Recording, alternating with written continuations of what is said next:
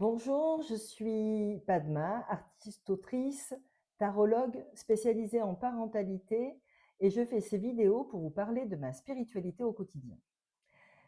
Dans la dernière vidéo qui s'intitule En silence, je vous avais dit qu'Ama m'avait donné 2 consignes à mettre en pratique dans ma vie pour m'aider dans ma relation à l'autre où j'étais très souvent en réactivité et intransigeante. La deuxième pratique que Ama m'a donnée est donc même si ce n'est qu'une pensée, que quelqu'un t'agace, t'énerve ou te mette en colère, va lui demander pardon. Au début, je me suis dit que c'était impossible. J'avais l'impression, comment dire, de devoir le faire en permanence. Et effectivement, c'était un peu le cas. J'avais des listes, elles n'en finissaient plus au départ. Ça, c'était en 2012. Bon, on est en 2026, les choses se sont un peu calmées, mais quand même. Parce qu'aller demander pardon lorsque c'est un agacement, c'est-à-dire quelqu'un pose un sac à cet endroit, mais vous auriez préféré qu'il le pose là, et aller lui demander pardon parce que ce sac n'est pas au bon endroit selon votre volonté, c'est quand même assez particulier. Et pourtant, c'est ce qui m'est arrivé. Et donc, il a fallu que j'aille demander pardon. Des fois, la personne ne comprenait pas, me disait mais pourquoi tu me dis pardon? Je lui expliquais, elle me disait mais non mais ça va pas ou quoi? Ça m'énervait, donc il fallait que je lui demande pardon parce que ça m'énervait. Enfin bon bref, j'avais l'impression de ne plus m'en sortir, que ça n'allait jamais s'arranger et que j'allais être toujours confrontée à cette problématique. Puis le temps et la pratique a fait son œuvre. Et c'est vrai qu'aujourd'hui, 14 ans plus tard, il y a encore beaucoup de travail, on va en parler, mais tout de même, je peux constater qu'il y a beaucoup, beaucoup moins de choses qui m'agacent, m'énervent et me mettent en colère. Donc cette pratique, je vois combien elle m'aide aujourd'hui dans ma relation à l'autre, à être plus bienveillante, plus ouverte, plus dans l'accueil, plus dans l'écoute, plus dans la compréhension, l'acceptation. Et vraiment, je dois beaucoup, beaucoup, beaucoup à, à cette pratique qu'elle m'a donnée en 2012. J'ai beaucoup, beaucoup de gratitude.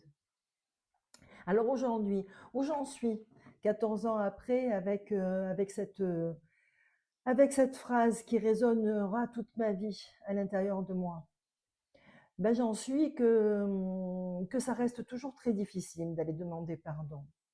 Ça reste toujours très difficile parce que l'autre bien souvent, n'est pas en mesure de l'accueillir.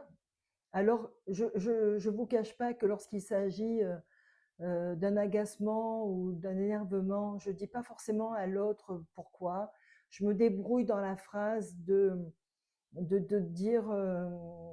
dire tout simplement pardon, excuse-moi, mais de le noyer, je le noie. C'est vrai que je reconnais que des fois je le noie parce que rentrer dans des explications, des fois c'est perturbant pour l'autre. Je me rends bien compte que l'autre n'est pas obligé d'accueillir tout ça. Voilà. C'est mon histoire finalement, cette histoire. C'est pas l'histoire de l'autre. Alors par contre, c'est vrai que dans des moments plus délicats, plus compliqués, où je rentre dans, où je peux être dans la colère, c'est vrai que je peux donner une explication. En tout cas, je voudrais tendre vers une explication. Mais n'empêche que cette pratique, donc on est bien d'accord que c'est, même si ce n'est qu'une pensée, que quelqu'un t'agace, t'énerve ou te mette en colère, va lui demander pardon.